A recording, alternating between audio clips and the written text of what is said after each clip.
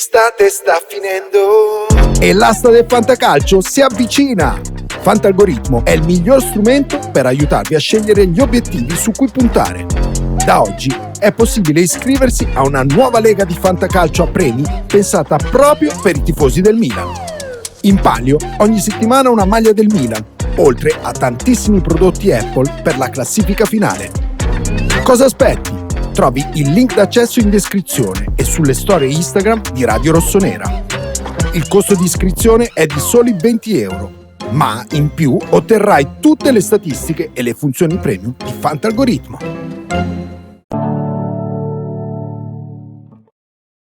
Ragazzi, buongiorno a tutti, ben ritrovati qui su Radio Rossonera. Mercoledì 11 settembre 2024 siamo di nuovo con un editoriale del mercoledì, un editoriale del sottoscritto, quindi buon inizio di giornata a tutti, buona colazione, buon viaggio verso lavoro, buon riposo se siete ancora in ferie o se l'avete appena iniziato, insomma, qualsiasi cosa stiate facendo.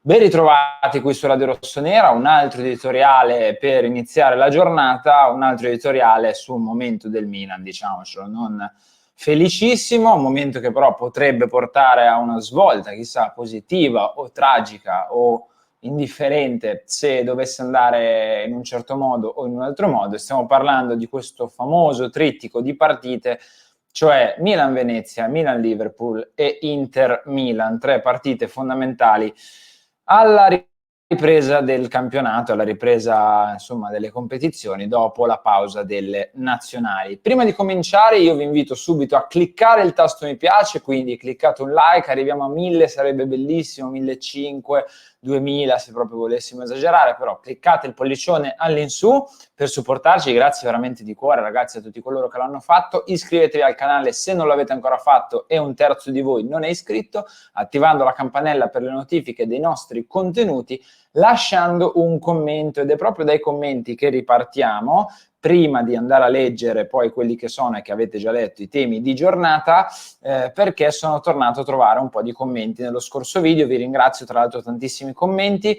Partiamo subito con il commento che riassumeva un po' il video precedente per quanto mi riguarda, lo vado a leggere, di Francesco che scrive: ma siamo l'unica squadra al mondo che ha preso tutti questi giocatori senza mentalità, che si comportano come ragazzini immaturi, oppure chi deve trasmettere loro tale mentalità inadeguato o assente? Se un allenatore crea una crepa nello spogliatoio dopo 3 giornate di campionato, io non credo sia solo colpa dei giocatori. Questo è il commento di Francesco. È un po' il mio pensiero, cioè io sono molto diviso, lo sapete, non punto il dito solo e soltanto sulla dirigenza, la proprietà, perché comunque sono dei ragazzi di 25-26 anni che si devono anche dare una svegliata, anche un pochino diventare più uomini, più maturi, però come dico spesso bisogna capire il perché di certe cose e come ho detto anche nello scorso editoriale, e non rimanere sulla superficie. Quindi io vi ringrazio con i commenti, aggiungete sempre al termine del commento pubblicabile o non pubblicabile, se volete che venga pubblicato eventualmente nel prossimo video. Dopo tra l'altro ce n'è anche un altro, ma a parte questo direi di partire subito con la lettura dei tre temi. Quindi la pazienza sta finendo, Milan-Liverpool, e adesso ci arriviamo subito, il derby spartiacque, secondo punto di questo editoriale, e una speranza, non vi esaltate troppo, è una speranza più mia che vera, reale, fattibile per tutti, però resta comunque una speranza. Ma andiamo con ordine, partiamo dalla pazienza sta finendo Milan-Liverpool. Io ho notato che molte persone si sono, diciamo, stupite particolarmente in relazione al fatto che Milan-Liverpool non sia sold out, o comunque, se non proprio sold out, che ancora tanti settori siano disponibili, tanti biglietti in alcuni settori siano ancora disponibili. Partiamo dall'aspetto economico, cioè i biglietti per Milan-Liverpool economici non sono, il prezzo è molto molto alto, anche in settori non eccezionali. Bisogna essere onesti, io capisco che sia la Champions League, capisco che sia una sfida di cartello della Champions League, perché Milan-Liverpool ha anche dal fascino storico e tutto quello che vogliamo, però costano tanto, punto numero uno. Ma anche se costassero tanto e il Milan fosse in un'altra situazione, le cose cambierebbero. Cioè io sono convinto che molti tifosi anche a questi prezzi comprerebbero il biglietto se Milan fosse in un'altra situazione.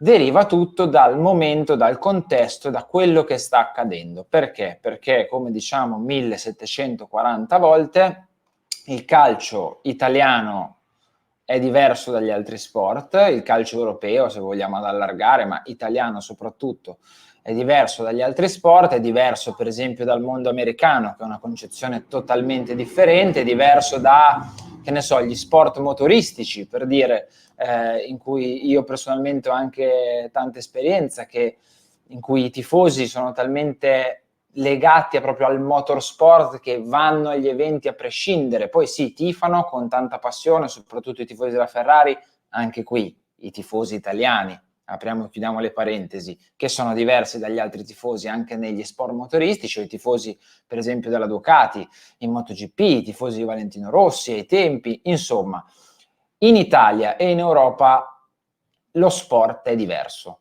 Non dico che sia meglio o peggio, ognuno di noi sceglie, si fa la sua idea che sia meglio o peggio. A me personalmente piace di più, però è diverso dagli sport americani, dagli sport in altri paesi, da altri tipi di sport. C'è una passione viscerale che è condizionata dal fatto che la squadra per cui io faccio il tifo vinca le partite, vinca i trofei o non lo faccia. Poi il tifo c'è a prescindere, perché il tifo per una squadra c'è e la difesa di una squadra a spada tratta c'è anche se la tua squadra è decima in classifica per 5 anni di fila. Sarai comunque il primo sostenitore e farai il tifo e la difenderai quando parli con gli amici, eccetera. Però il supporto, diciamo, l'essere trascinati, per forza di cose arriva con la vittoria delle partite, la vittoria dei trofei, l'alta competitività. Analizziamo gli ultimi anni del Milan, no? L'ho fatto anche ieri, se non sbaglio, in piccola parte durante Mattino Milan. Il milanista arriva da una semifinale di Champions aberrante contro l'Inter, insieme ad un quinto posto in campionato, arriva da una stagione anonima in cui il Milan fa secondo, ci sono parecchie partite vinte al cardiopalma, ma in cui prendi gli schiaffi in Europa sia in Champions che in Europa League, soprattutto dalla Roma, e se non sono per le espulsioni forse esce anche prima, schiaffi a destra e a sinistra nei big match, soprattutto contro di nuovo l'Inter in campionato. Come è andata a finire la stagione, proprio la goccia finale che ha fatto traboccare il vaso, l'eliminazione anche della Coppa Italia, anche quella anonima, cioè il recente passato del Milan è pesante per il tifoso del Milan, forse ci stiamo dimenticando un po' questa cosa, e in tutto questo l'estate del tifoso del Milan è pesante, perché tu mandi via Pioli ma vai a prendere Fonseca, che va difeso, va supportato, tutto quello che volete, l'abbiamo sempre detto anche noi, però la scelta è quantomeno discutibile. Sta dietro un attaccante un mese, lo perde per motivi di commissioni, vogliamo dire, non lo so, però lo perde, sta dietro un mediano 2 mesi per poi prendere la cifra più o meno iniziale, per non dire iniziale. Inizia il campionato e il Milan in 3 partite contro Torino, Parma e Lazio fa 2 punti. Succede il patatrack di cui abbiamo parlato settimana scorsa. Cioè, com'è possibile pensare che se prendiamo tutto questo e ci aggiungiamo che i biglietti costano un'infinità per quelli che sono poi prezzi normali di persone normali che vivono e lavorano, come possiamo pensare che sia sold out una settimana dalla partita?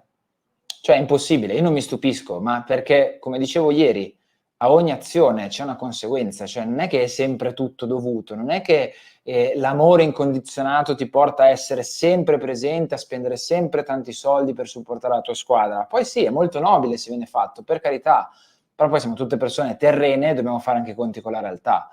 Non lo so, io mi sono anche dilungato un pochino su questo tema perché vedo che a volte usciamo un po' fuori dagli schemi della realtà. Cioè bisogna un attimino tornare a ricordarsi che il Milan è una squadra di pallone, che le squadre di pallone in Italia sono seguite tanto, supportate tanto se vincono, se sono competitive, se nei fatti si vede questa ambizione, questa voglia di competizione, e se queste cose non ci sono, anche se possiamo parlare e dire vogliamo vincere, vogliamo fare quello, vogliamo fare quell'altro, ma se poi nei fatti questa cosa non succede, le persone in Italia vivono così. il mondo del calcio, ed è probabilmente il bello del mondo del calcio in Italia, quindi io non starei troppo a stupirmi, ed è sintomo del fatto che la pazienza sta finendo, sta arrivando proprio ai minimi termini, come dal mio punto di vista è giusto che sia, perché non sono cancellabili gli ultimi 2 anni, l'ultimo anno e mezzo del Milan, compreso questo avvio, e quindi la pazienza sta finendo, cioè c'è poco da fare. Cosa potrebbe far cambiare un pochino le cose è il derby, ma prima leggiamo il commento a tal proposito, e ce ne sono stati tanti di questo tipo. Tutto giusto quello che hai detto, chi se ne frega, cioè magari per Graziano in questo caso lo è, per altri non lo è, ed è anche bello che sia così. Ci hanno portato veramente in una situazione di isterismo totale, non c'è più pazienza, il vaso è colmo e il fatto di sentirsi impotenti è frustrante. Io sono molto d'accordo, cioè io vedo poche vie d'uscita, poi dopo parliamo di una speranza, però una speranza proprio iper effimera, iper temporanea, non è una speranza sul lungo periodo. Ma vabbè, arriviamo al derby. Perché il derby spartiacque? Perché basta, raga. Cioè, ve lo dico proprio come se stessimo parlando a un tavolino di un bar o in altre situazioni più informali. Cioè, basta. Cioè, non è più possibile perdere un derby. Cioè, non è più possibile farlo. Cioè, se accade è finita. Non è finita la stagione. Cioè, bisogna dare una svolta proprio importante, decisa e forte. Cioè, perché io non ne posso più di perdere i derby, cioè non ce la faccio più. Gli ultimi 6 derby sono stati 2 di Champions League, semifinale di Champions League, uno c'era in ballo la Supercoppa, uno l'abbiamo giocato col 3-5-2 con Origi titolare e Leao in panchina, uno il 5-1 e uno quello della seconda stella. Questi sono gli ultimi 6 derby del Milan, Cioè è imbarazzante questa situazione. E io non voglio vivere un'altra serata così, come penso il 100% dei tifosi milanisti. Quindi basta, cioè basta e spartiacque, perché può o spegnere definitivamente l'interruttore di questo avvio di stagione e portare, se dovesse succedere, ovviamente mi auguro un cambiamento, può essere spartiacque anche perché nell'eventualità e nella speranza in cui riuscissimo a vincerlo, magari può essere anche un po' la lampadina che dà il via alla stagione. Poi come finirà non pensiamoci, perché già dobbiamo pensare a 1000 cose in questo periodo qua della stagione, però vincere un derby dopo tanti, in un periodo in cui tutto va male, in cui partiamo da strass favoriti, potrebbe dare un piccolo, diciamo, incendio alla stagione, una piccola miccia a iniziare la stagione, non lo so. Mi aggrappo anche un pochino a questo, perché poi spero sempre che il Milan vinca le partite, che il Milan competa, speranza che possa riaccendere un po' i giocatori, che possano nel derby tirare fuori un po' d'orgoglio, dare qualcosa in più. So che sono ovvietà, ma nell'ultimo passato non lo sono state, quindi è giusto ribadirlo. Secondo me, perché poi siamo sempre qui a dire, vabbè dai, ma il derby danno tutti di più, vabbè dai, ma il derby vedremo un Milan diverso, poi però non è mai accaduto. Quindi ripetere queste cose secondo me è fondamentale da questo punto di vista. E è spartiacque perché è dentro o fuori. A prescindere dalla vittoria o sconfitta col Venezia, magari un risultato positivo, soprattutto una vittoria col Liverpool, ti può un attimino magari far ricalibrare le cose, però il derby è quel che conta, perché il passato esiste e i tifosi del Milan se lo ricordano, purtroppo, mentre non so cosa stia accadendo fuori dall'ufficio. Va bene, arriviamo all'ultimo punto, molto velocemente, una speranza. So che magari molti di voi sono arrivati fin qui dicendo, ma qual è questa speranza? È una speranza a cui mi aggrappo io.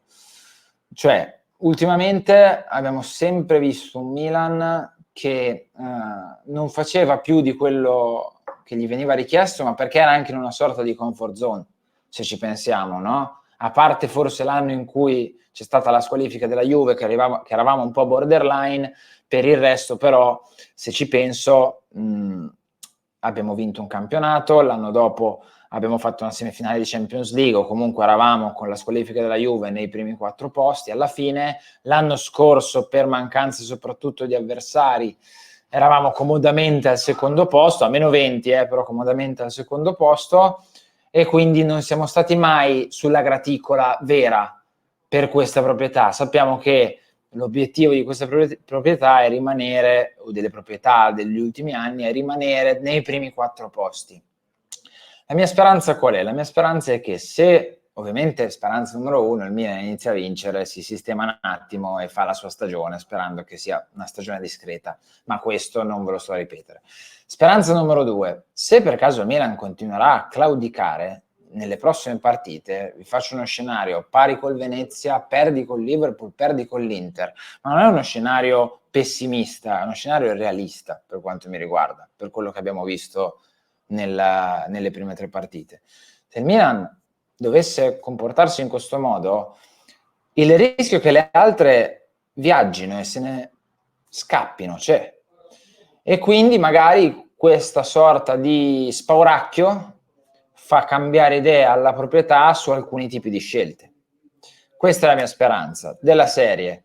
Se Milan perde anche il derby e non fa 3 punti col Venezia e le altre iniziano ad andare a più 8, più 9, più 7 e il treno Champions, proprio non il treno scudetto, il treno Champions inizia a scappare via, magari per paura di non perdere quei primi 4 posti, una scelta un pochino più seria, anche rinnegando le proprie scelte, anche andando contro i propri principi, per provare a salvare quel 4° posto che ormai è diventato un dogma. Non è più provare a vincere i titoli, è diventato provare a rimanere tra le prime 4, però magari può portare a una scelta un po' più decisa. Io non lo so.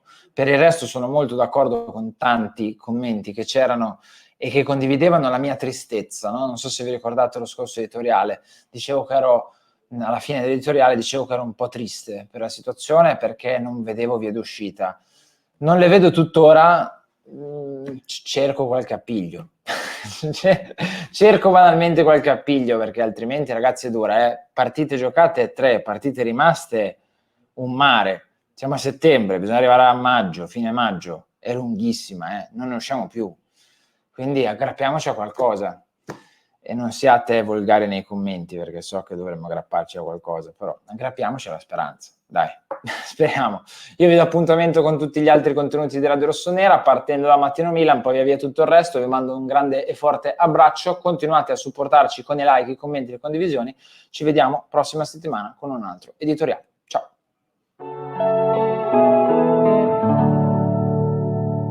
L'estate sta finendo E l'asta del fantacalcio si avvicina! Fantalgoritmo è il miglior strumento per aiutarvi a scegliere gli obiettivi su cui puntare.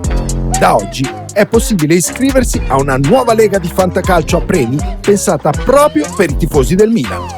In palio ogni settimana una maglia del Milan, oltre a tantissimi prodotti Apple per la classifica finale.